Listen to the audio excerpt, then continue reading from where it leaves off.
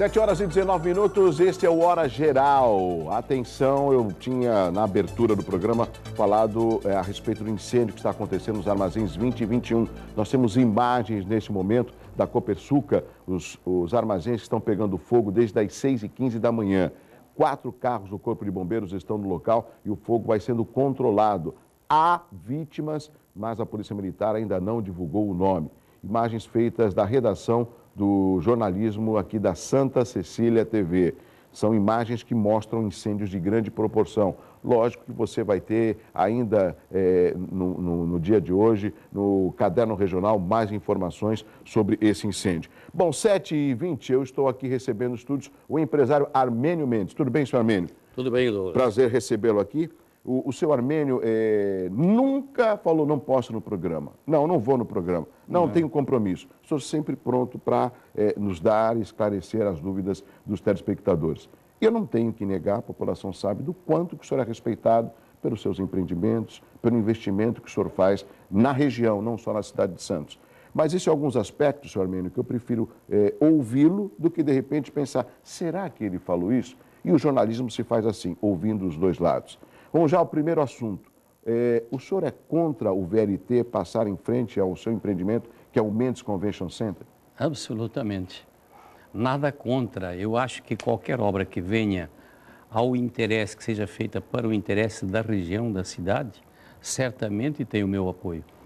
Eu me surpreendi exatamente quando vi o início da obra, eu bati palmas pelo início da obra, que se espera já há tantos anos. Exatamente. Que se espera há tantos anos por ela. E estou surpreso realmente com a crítica ao início da obra, porque tem pessoas que estão criticando o início da obra, e eu não tenho absolutamente nenhuma influência, absolutamente nenhuma, com relação ao traçado do VLT. Me surpreendi um dia quando vi demarcarem uma parte do meu terreno para ser usado para passar o VLT, e eu falei, olha, acho que há algum erro, porque a CPTM tem aqui uma faixa de 8 metros e certamente é por esta faixa que deve passar o VLT. Que era o traçado original. Foi a área reservada para isso. Depois eu comecei a ouvir falar, comecei a ouvir a crítica. Eu acho que o traçado do BLT foi mudado para o centro da avenida para favorecer o empresário Armênio Mendes. Então chegou no seu ouvido isso também? Chegou, eu vi tanta crítica, porque a gente tem os amigos e os falsos amigos, os que falam as coisas e os que trazem as coisas até distorcidas. E eu disse, olha, eu não tenho, nem conheço o traçado, não conhecia, até aquele momento, não conhecia o traçado do VLT. Quando me veio o traçado do VLT naquela época, me surpreendi e eu me pus à disposição, falei com o prefeito e disse ao prefeito, ou aos representantes do prefeito, que se for necessário usar parte do meu terreno para mudar ou fazer ou resolver o problema do VLT, pela importância que eu acho que ele tem para a cidade, que eu estou à disposição para conversar e entenderei certamente da forma que for mais interessante e melhor para a cidade. E é isso que eles estão fazendo. Em momento algum, eu tive participação de traçado, não conhecia o traçado, mandei parar a obra quando vim invadir minha propriedade e falei... Quero saber o que está acontecendo, Quero saber o que está acontecendo. Entretanto, é o mínimo. Entretanto, falei, se precisarem avançar alguma coisa, avancem. Conversem comigo antes de fazerem isso. Isso foi exatamente aquilo que aconteceu na época que eles começaram a fazer o traçado. E parece que houve alguma mudança no traçado. Depois, parece que não é necessário usar tanto do meu terreno, que naquela época previam aí levarem 8.000 metros de terreno e ainda falavam em doação de 8.000 metros de terreno, como se 8.000 metros de terreno não fosse nada, né? Eu falei, olha, se precisar tirar 1 metro ou 2 do terreno, pode tirar, tudo bem, né? Eu até vou entender, até vou fazer a doação disso. Agora, 8.000 metros não posso fazer. Eu sei que estão mudando o traçado realmente do BLT, não tenho absolutamente nenhuma influência, nunca perguntei se vai passar pelo centro da avenida ou pelo lado da avenida ou por que lado vai passar, até porque ali é o centro de convenções.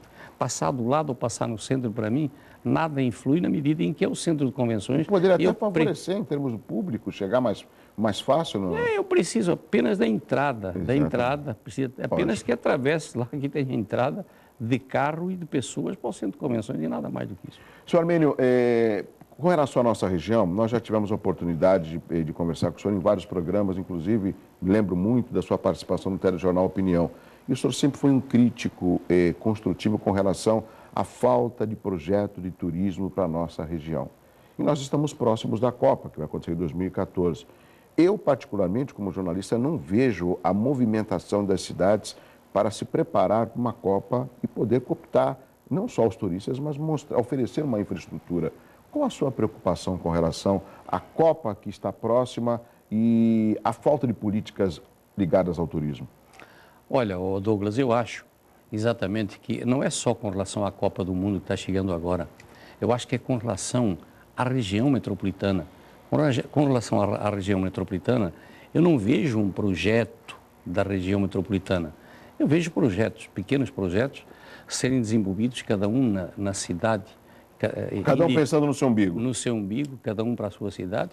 Não há interligação nesses projetos, não vejo isso.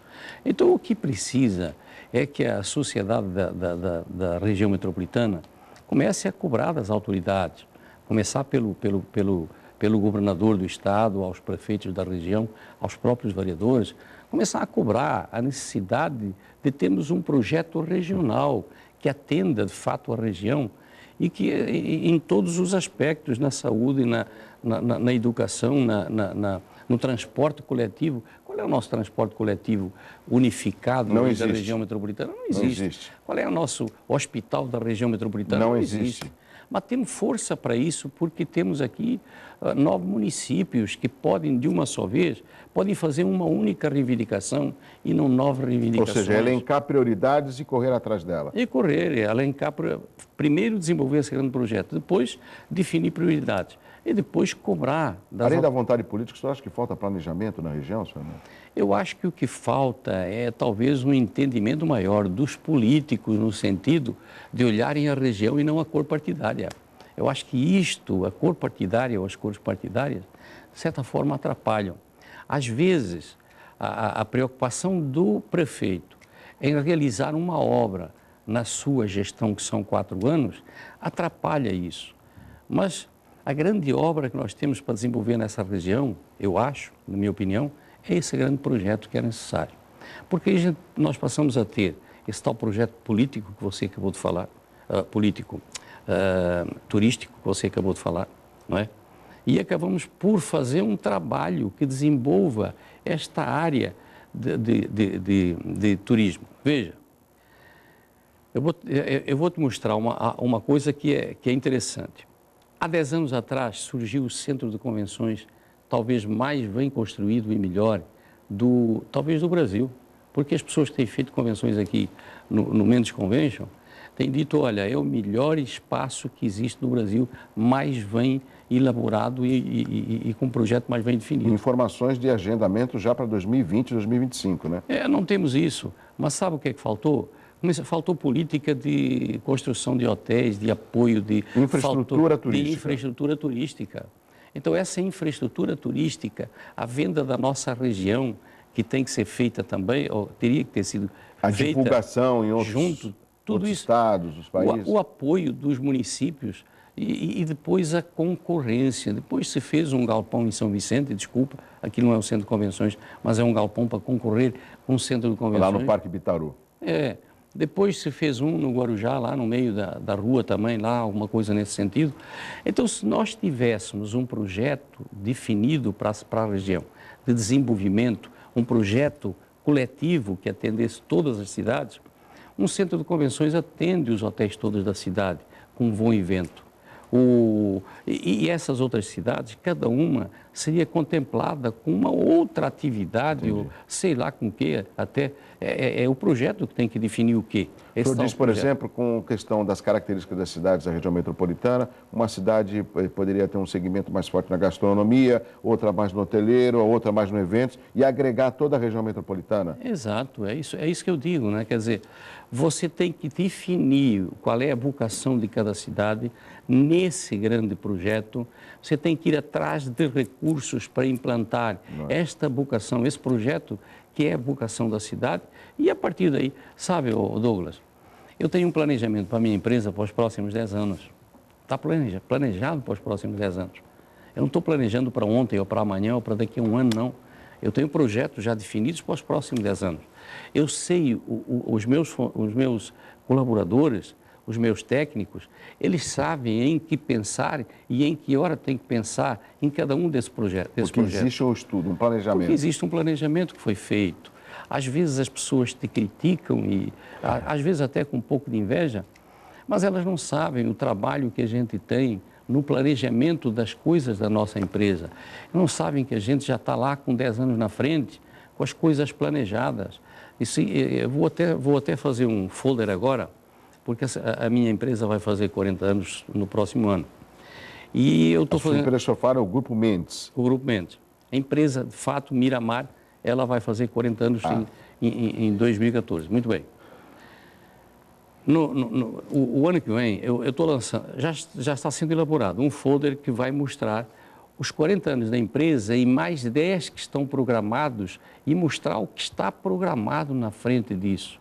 Então, o meu projeto daqui a 7 anos ou 8 anos, ele não tem que sair errado, não tem que haver furo, não tem que haver nada que comprometa o projeto, porque nós tivemos tempo hábil para pensar nele. Nós tivemos tempo suficiente para analisar cada detalhe. Você acha que esse planejamento, senhor Armênio, estaria sob a responsabilidade da Agência Metropolitana? Eu acho que a Agência Metropolitana não fez a sua parte. Desculpa, não sei quem ficou à frente da Agência Hoje é o ex-deputado Marcelo Bueno. Mas sabe o que eu acho? Para tudo você tem que trazer técnicos. Não adianta você pôr ex-deputado, ex-político, amigo do não sei o quê, amigo do tal, porque você compõe uma equipe por amigos ou por pessoas que deixaram perder o mandato ou que por alguma razão aconteceu isso, e você não tem um técnico capaz para desenvolver. Eu não posso trazer para fazer o projeto estrutural da minha obra um amigo do amigo, eu tenho que trazer um engenheiro técnico, que seja um profissional. Um técnico.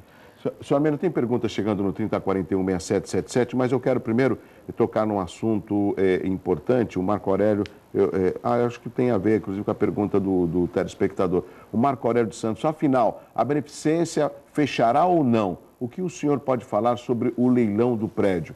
Antes do senhor responder sobre esse assunto, eu vou colocar um trecho de uma entrevista do presidente da Beneficência Portuguesa, Ademir Pestana, que esteve aqui e foi indagado a respeito do leilão. Eu queria reapresentar esse trecho de depoimento e depois eu quero ouvir a sua análise sobre a sua preocupação com relação à Beneficência Portuguesa. Vamos ver o VT. Esses valores, eu não sei se o que está lá é o valor exato, né? São 3 milhões e alguma coisa, né? Não, 2.800 e alguma coisa. Mas o que ocorre aí? Nós não tivemos a oportunidade de fazer os embargos para discutir o valor da dívida, mas nós já vínhamos nos preparando para esse enfrentamento. Só o que ocorreu aí, Douglas? Nós fomos notificados, sim, tem a minha assinatura. E depois que nós descobrimos, através do Diário Oficial, que o prédio da Beneficência, que vale mais de 100 milhões, ou muito mais, por 3 milhões. 3 milhões custa só o acelerador que nós compramos, né? Então há um exagero assim na notícia. O prédio vai a leilão.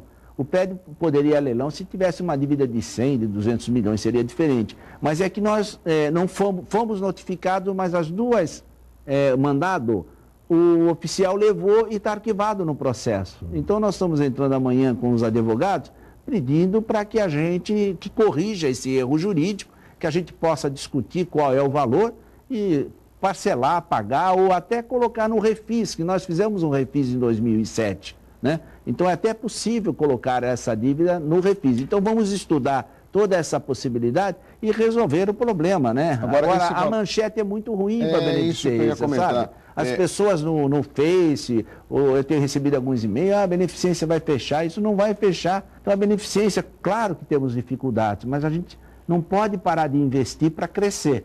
Mas estamos enfrentando esse problema de uma forma assim pejorativa. Então, eu acho que as pessoas têm que ter calma, tranquilidade, esperar a partir de essa semana a gente já dá uma solução a isso.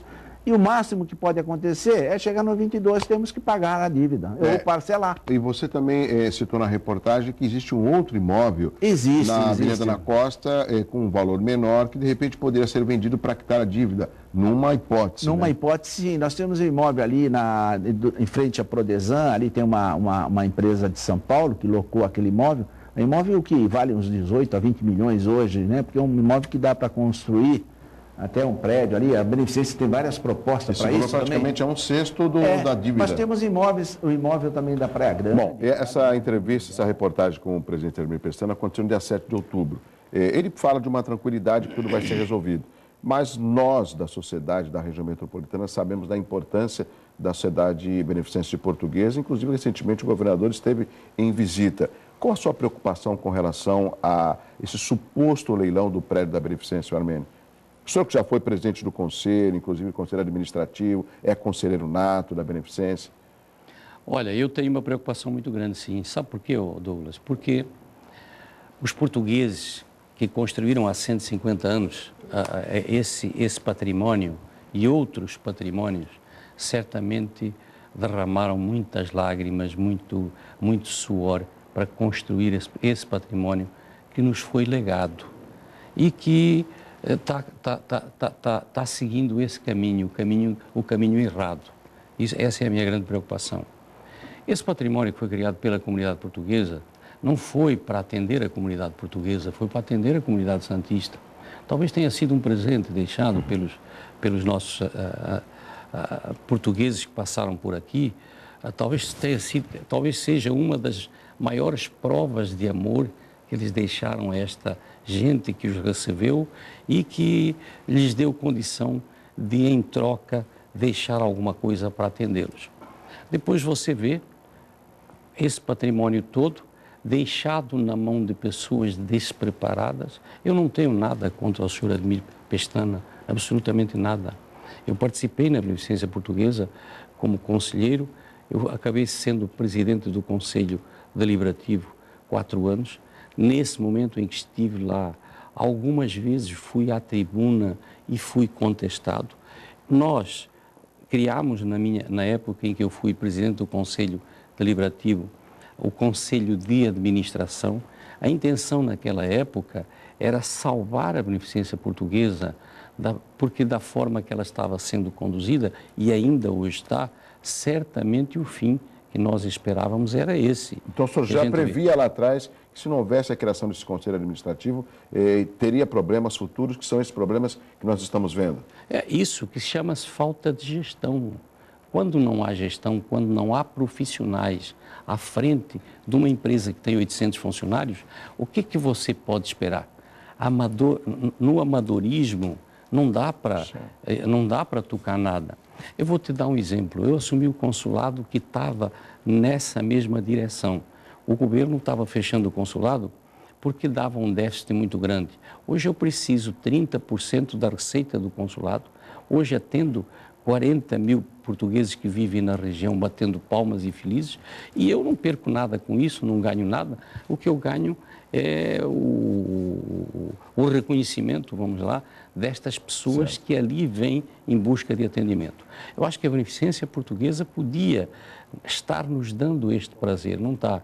Está nos dando a tristeza da gente ver que ela vai a leilão porque ela tem uma dívida. Veja, um dia eu estava na tribuna do Conselho, numa reunião do Conselho da Beneficência Portuguesa, eu fui à tribuna contestar um balanço que ali estava sendo apresentado. Um balanço que omitia a dívida com o INSS e a Receita Federal.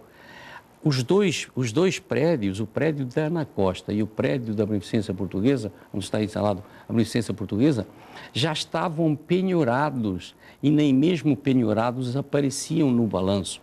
Eu fui à tribuna e contestei. Você acaba sendo vaiado. Você sabe por que está acontecendo isso com a Beneficência Portuguesa? Porque nós temos lá 120 conselheiros.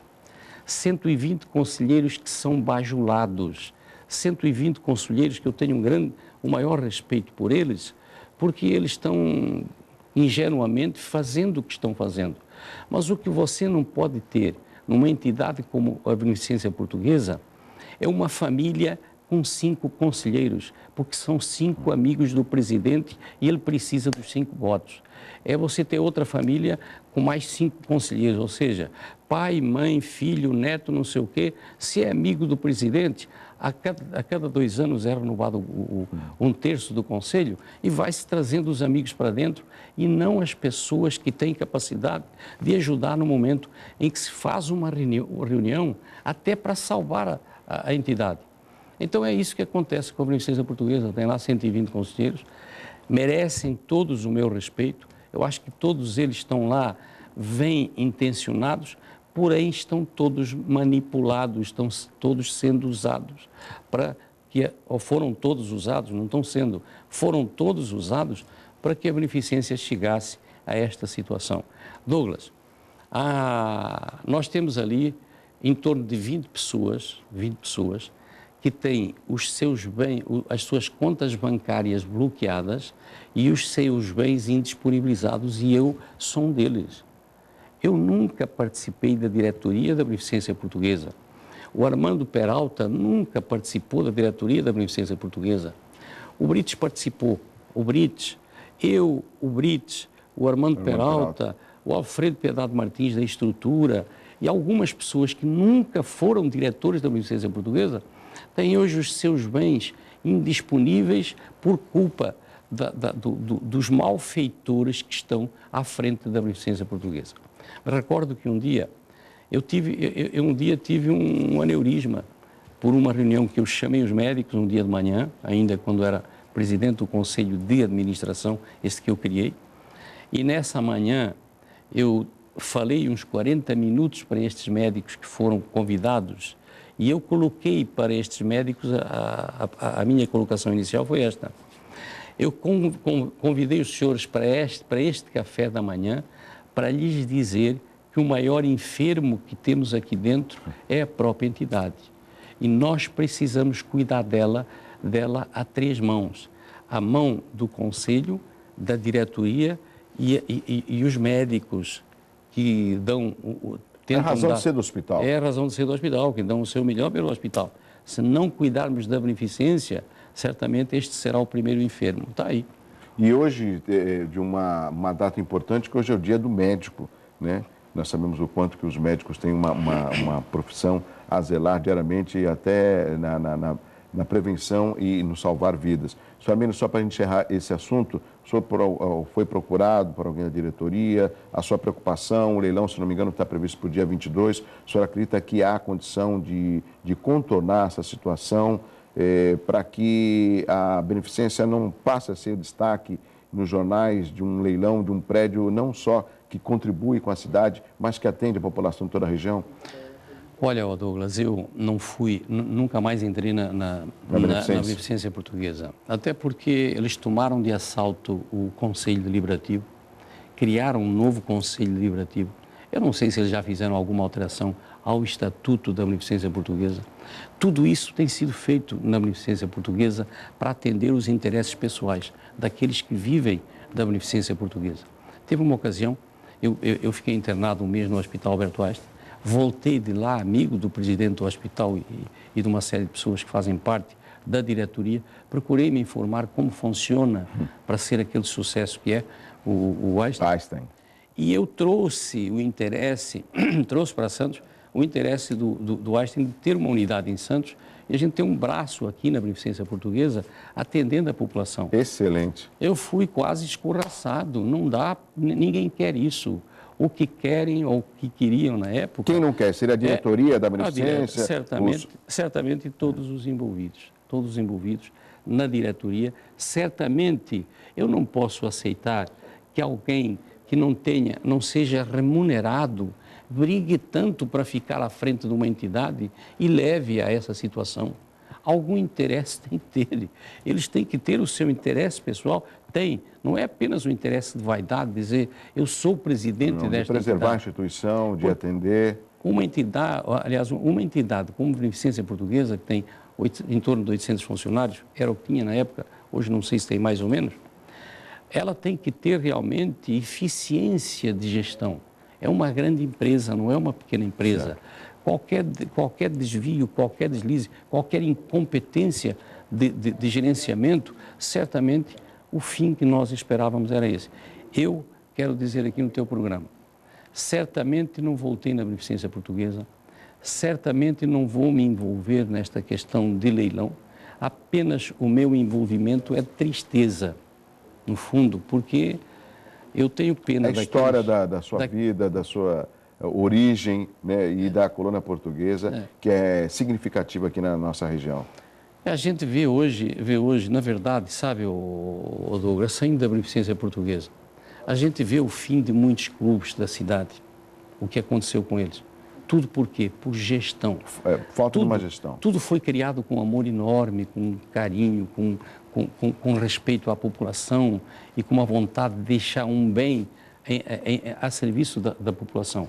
Mas, na verdade, os vaidosos, aqueles que não têm capacidade... Pensam em si próprio. Mas que têm vaidade, na verdade, assumiram essas diretorias desses clubes e neste caso da Beneficência Portuguesa, e levaram a isso. A Beneficência Portuguesa está indo no caminho de alguns clubes que também acabaram literalmente. Mas a gente vai torcer para que o melhor possa acontecer, que seja resolvido esse impasse e que a Beneficência possa continuar a prestar o serviço à sociedade da nossa região metropolitana. Nós estaremos atentos. A preocupação maior é porque o leilão está previsto para o dia 22, né? Confio, acredito que essa diretoria vai ser solidária e conseguir na justiça reaver essa situação. Rápido intervalo, já eu volto e continuo a conversar com o empresário Armênio Mendes e perguntas pelo 3041-6777. Eu volto já.